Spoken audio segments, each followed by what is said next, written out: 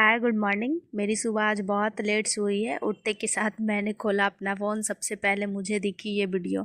देखते ही मैं हो गई पूरी तरह मोटिवेट। तो मैं सोच रही हूँ कि क्यों ना आप लोग भी देख लो। तो प्लीज़ इसे देख लो पहले, उसके बाद मैं अपना पढ़ाई कंटिन्यू करूँगी। पढ़ाई का, ज्ञान का, इसका कोई अंत नहीं होता। जितना जानेंगे उतना अच्छा है। लेकिन हमें एक परीक्षा भी देनी है। यदि आप हिस्ट्री पढ़ रहे हैं तो आप हिस्ट्री की परीक्षा के लिए हिस्ट्री पढ़ रहे हैं। आप इतिहासकार बनने के लिए हिस्ट्री नहीं पढ़ रहे। ये परीक्षा के लिए मैं बता रही हूँ। जब एक बार परीक्षा आप क्लियर कर लें, आपका जो इंटरेस्ट है उसमें आप गहनता से पढ़िए, उसके एक्सपर्ट बन जाइए। परीक्षा की दृष्टि से मैं आपको बता रही हूँ, एक टॉपिक के लिए एक किताब सेलेक्ट कर लीजिए, उसको बार बार पढ़िए। एक बार में याद नहीं होता है, हमें उसमें बार बार पढ़ना पड़ता है, बार बार रिवाइज करना पड़ता है, और फिर वो जाके आपकी मेमोरी में स्टिक कर जाता है। मैंने किसी यूट्यूब इंटरव्यू में बोल दिया था, उसके बाद काफ़ी लोगों ने मजाक बना दिया कि ये क्या बोल रहे हैं। मैंने कह दिया था कि एक बुक फिर 1 घंटे में रिवाइज हो जाती है।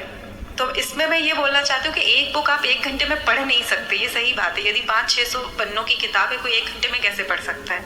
तो पढ़ने का भी एक तरीका ये होना चाहिए कि जब मैं किताब को पहली बार उठा रही हूँ, मैं उसको गहनता से पढ़ूंगी। एक एक लाइन आप पढ़िए। जब आप पहली बार पढ़ते हैं तो समझने के लिए पढ़िए, ना आपको अंडरलाइन करना है, ना आपको उसमें से इंपॉर्टेंट पॉइंट्स निकालने हैं, सिर्फ समझने के लिए पढ़ना है।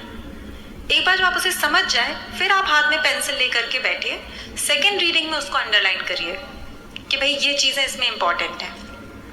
जब आप उसको तीसरी बार पढ़ेंगे, फिर आप एक पेन लेकर के बैठिए।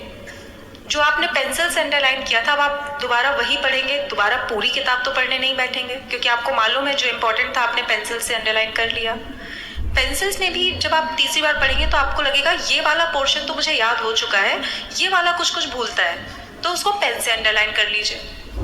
जब आप चौथी बार तो कैसी लगी मैम की वीडियो? हो गए ना आप लोग भी मोटिवेट? ऐसे ही मैं सुबह सुबह हो गई थी मोटिवेट। मुझे लगा आज तो मैं पक्का बीपीएससी क्रैक करके ही रहूँगी, इतना मोटिवेट हो गई थी।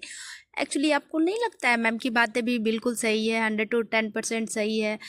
मार्केट में तो बुक बहुत सारे अवेलेबल होते हैं ना। मुझे लगता है, हम लोगों को लगता है कि हाँ ये भी बुक खरीद लूँ, ये भी बुक खरीद लूँ। नीड इंसान का कभी ख़त्म नहीं होता। बट अगर एक बुक पे मैं फोकस करूँ, क्योंकि वन बुक में ऑलरेडी बहुत सारे ही कॉन्सेप्ट होते हैं जो हमें अच्छे से क्लियर हो जाते हैं। तो फिर भी चलो, मैम का कहना सही है, लेकिन करना तो हम लोग को वही है जो हम लोग को अच्छा लगेगा, बाकी दुनिया वाले कुछ भी बोले। देन मैं डेली की तरह आज भी करंट अफेयर स्टार्ट करती हूँ। पहले तो सबसे पहले मैं आज करंट अफेयर कर लेती हूँ। आज तो मैं थोड़ा लेट से उठी हूँ तो उतना कर नहीं पाऊँगी, फिर भी मैं थोड़ा बहुत रिवाइज कर लेती हूँ। इसे करने के बाद मैं आती हूँ इंडियन मैप पे। तो इंडियन मैप में मैं आज फॉर वन ही चैप्टर की, क्योंकि इसे पढ़ रही हूँ, मुझे नींद आ रहा है। अभी जस्ट सोकर उठी हो, फिर से मुझे नींद आ रहा है। पता नहीं एग्जाम में कोई साथ दे या नहीं दे, लेकिन अंत तक हमें लगता है हमारा नींद पक्का साथ देने वाला है। जैसे जैसे एग्जाम आते हैं ना, हमारे नींद में उतनी ही बढ़ती जाती है। अभी बीच में ऐसा हुआ था कि मेरा नींद ऐसे ही खुल जाता था। अब मेरा नींद फिर से वही हो गया है कि मैं लेट से 2 दिन से उठ रही हूँ। बट कोई नहीं, मैं आती हूँ थोड़ा फ्रेश अप होकर, क्योंकि मेरी नींद और ख़त्म हो जाएगी शायद। उसके बाद स्टार्ट करती हूँ बायो में। बायो के साथ स्टार्ट करते ही मेरी मुलाकात होती है विटामिन B7।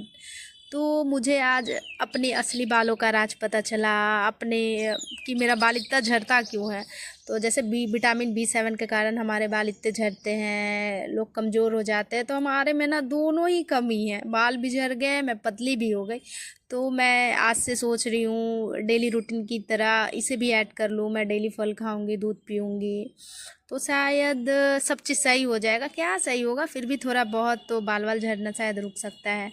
तो पढ़ने का कुछ तो फ़ायदा हुआ ना। देन मैं बैठे बैठे हो चुकी हूँ बहुत बोर, बहुत टाइम से रूम से बाहर नहीं निकली हूँ। तो आज हो जाती हूँ, थोड़ा घूम कर आ जाती हूँ।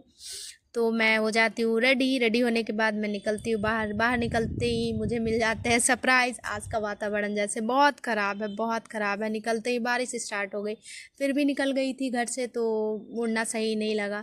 देन मैं पहुंच गई मार्केट, मुझे घर जाना है, तो सोची क्यों ना थोड़ा बहुत शॉपिंग ही कर लूँ। बस रोड में बाय गॉड इतने पानी भरे हुए हैं, इधर से उधर जाना मुश्किल हो गया। फिर भी मैं इसे पार करके गई मार्केट, थोड़ा बहुत शॉपिंग कर ली। ऑलरेडी बारिश के कारण तो बहुत सारे मार्केट बंद हो गए, फिर भी देखती हूँ जो मिलेगा वो उठा कर आ जाऊँगी।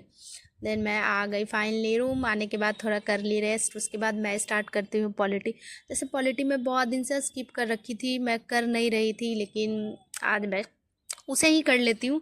देन पॉलिटी मैं करती हूँ ख़त्म। उसके बाद आती हूँ फाइनली टेस्ट पे। तो आज मैंने जैसे 50 क्वेश्चन का टेस्ट लगाया हुआ था, तो 50 में हमारा देख सकते हो नंबर क्या है, स्कोर सही है। यहाँ सही ही आता है, एग्ज़ाम में जाते ही पता नहीं क्या हो जाता है, वो ऑटोमेटिक हमारा रिजल्ट ख़राब हो जाता है। यहाँ अच्छा कर पाते हैं बट एग्ज़ाम में नहीं कर पाते।